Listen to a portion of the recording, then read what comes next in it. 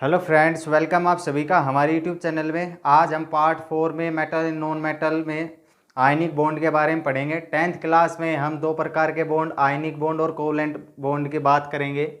Ionic bond क्या होते हैं कि आयनिक बॉन्ड जो ट्रांसफर ऑफ इलेक्ट्रॉन से बनते हैं उन्हें आयनिक बॉन्ड कहते हैं, और जो शेयरिंग ऑफ इलेक्ट्रॉन से बनते हैं उन्हें कोवलेंट बॉन्ड कहते हैं। तो आयनिक बॉन्ड की जो डेफिनेशन है वो लिखेंगे हम, the chemical compound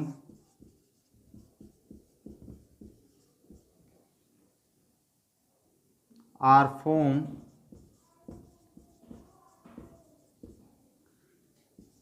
as a result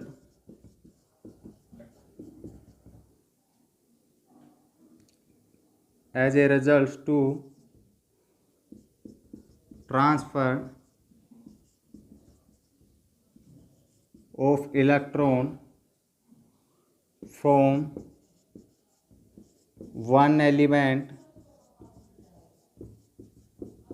to another element।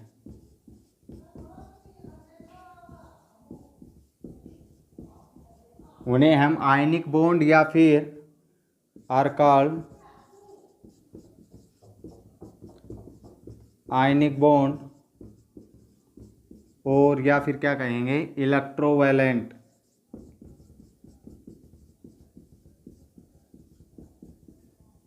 Ionic bond के अंदर क्या होता है कि फोर्स ऑफ अट्रैक्शन होता है, एक दूसरे को अपोजिटली चार्ज हो क्या के होते हैं, हेल्ड के होते हैं, जोड़े रखते हैं एक दूसरे को, तो उन्हें क्या कहते हैं, आयनिक बॉन्ड। तो आयनिक बॉन्ड की स्ट्रक्चर क्या होती है, जो नोबल गैस होते हैं उनका जो इलेक्ट्रॉनिक कॉन्फ़िगरेशन होता है वो क्या होता है, स्टेबल होता है। नोबल गैस जैसे हीलियम है, हीलियम का जो इलेक्ट्रॉनिक कॉन्फ़िगरेशन है 2 है, और नियोन है, नियोन का इलेक्ट्रॉनिक कॉन्फ़िगरेशन 2 और 8 हो गया। आर्गन का इलेक्ट्रॉनिक कॉन्फ़िगरेशन 2 8 8। इनके आउटर मोस्ट सेल क्या होते हैं, कंप्लीट होते हैं, ये क्या होते हैं, स्टेबल होते हैं अपने आप में। जबकि जो आयनिक बॉन्ड होते हैं वो स्टेबल नहीं होते, तो वो स्टेबल बनाने के लिए क्या करते हैं, ट्रांसफर ऑफ इलेक्ट्रॉन करते हैं, और उनके अंदर फोर्स ऑफ अट्रैक्शन भी क्या होता है, स्ट्रॉन्ग होता है। मान लो एग्जाम्पल लेते हैं हम सोडियम क्लोराइड का। अब सोडियम जो होता है, सोडियम का इलेक्ट्रॉनिक कॉन्फ़िगरेशन आप सभी को पता है 281 होता है, क्योंकि एटॉमिक नंबर क्या होता है इसका 11 होता है। जबकि जो क्लोरीन है उसका एटॉमिक नंबर 17 होता है, और इसका इलेक्ट्रॉनिक कॉन्फ़िगरेशन 287 होता है। जो वैलेंसी होती है सोडियम की वो 1 होती है लास्ट सेल के अंदर, और इसकी जो वैलेंसी होती है वो क्या होती है, 7 होती है लास्ट सेल के अंदर। तो यहाँ पर जो स्ट्रक्चर बनेगी, इसके जो फर्स्ट सेल है इसके अंदर 2 इलेक्ट्रॉन होंगे, सेकंड जो सेल है इसके अंदर 8 इलेक्ट्रॉन होंगे, और जो थर्ड सेल है इसके अंदर क्या होगा, 1 इलेक्ट्रॉन होगा। जबकि जो क्लोरीन है इसके अंदर फर्स्ट सेल के अंदर 2 इलेक्ट्रॉन होंगे, सेकंड सेल है इसके अंदर कितने इलेक्ट्रॉन हो जाएंगे, 8, 1 2 3 4 5 6 7 8, और थर्ड सेल है इसके अंदर कितने हो जाएंगे, 7 7। इसके अंदर जो एक इलेक्ट्रॉन है वो क्या है, सरप्लस है, एक्स्ट्रा इलेक्ट्रॉन है, इसके अंदर एक इलेक्ट्रॉन की क्या है, रिक्वायरमेंट है। तो ये एक इलेक्ट्रॉन इसे क्या कर देता है, डोनेट करता है, और जब डोनेट करता है तो यहाँ पर जो इलेक्ट्रॉनिक कॉन्फ़िगरेशन जो आएगा वो सोडियम का, जब डोनेट करने के बाद तो सोडियम Na उसके ऊपर एक पॉजिटिव चार्ज आ जाएगा, और इलेक्ट्रॉनिक कॉन्फ़िगरेशन क्या हो जाएगा, 2 और 8 हो जाएगा, और क्लोरीन पर क्या आ जाएगा, नेगेटिव चार्ज हो जाएगा, और इसका इलेक्ट्रॉनिक कॉन्फ़िगरेशन 2 और 8 हो जाएगा। तो ये अपने आप में क्या हो जाएंगे, स्टेबल हो जाएंगे। तब यहाँ पर जो बॉन्ड बनेगा वो क्या बनेगा, Na पॉजिटिव Cl नेगेटिव। इसके एक और स्ट्रक्चर हम ड्रा करेंगे, इसको रिप्रेजेंट कैसे करते हैं, जैसे NaCl है तो NaCl को क्या करेंगे, Na plus Cl,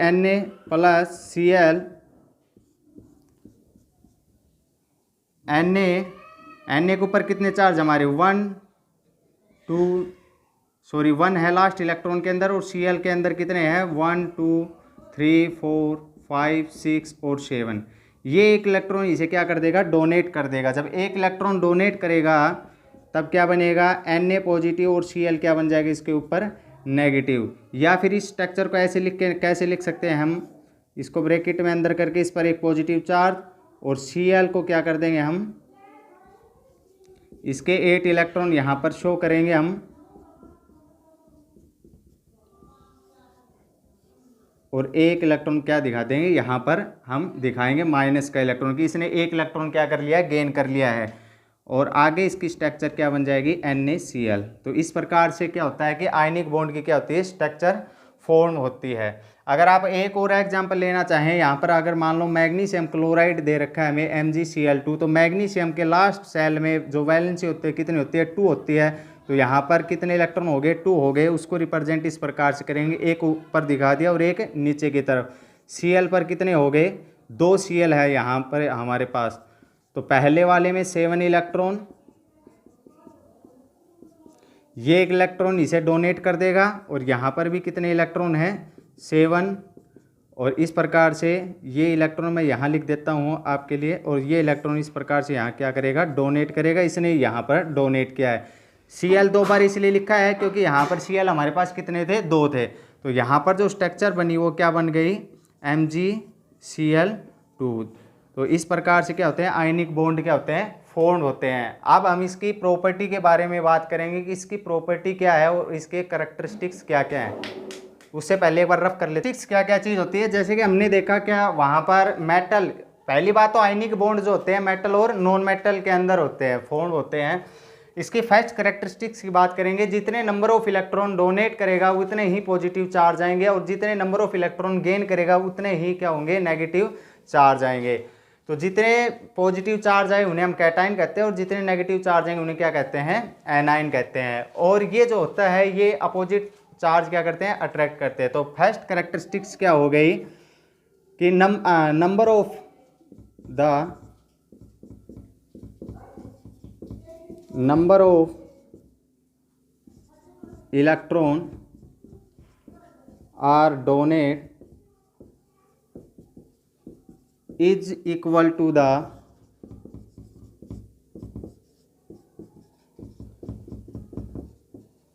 number of positive charge। Second बात करें, the number of gain of electron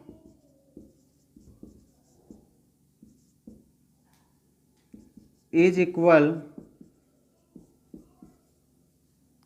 to the negative charge। Third की बात करें, आयनिक bond are formed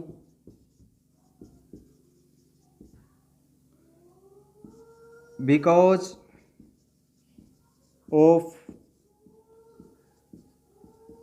force of,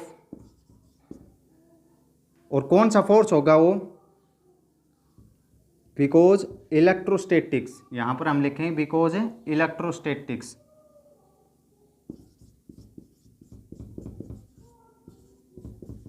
electrostatics force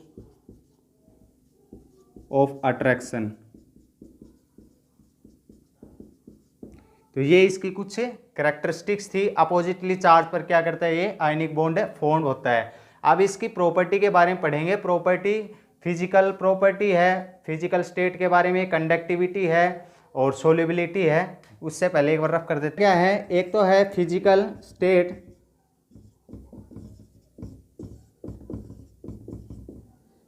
second है सोल्युबिलिटी,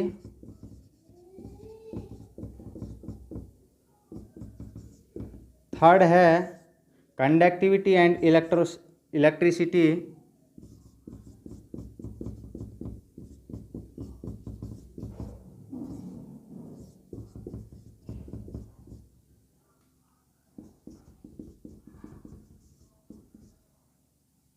फोर्थ है मेल्टिंग एंड बॉइलिंग पॉइंट।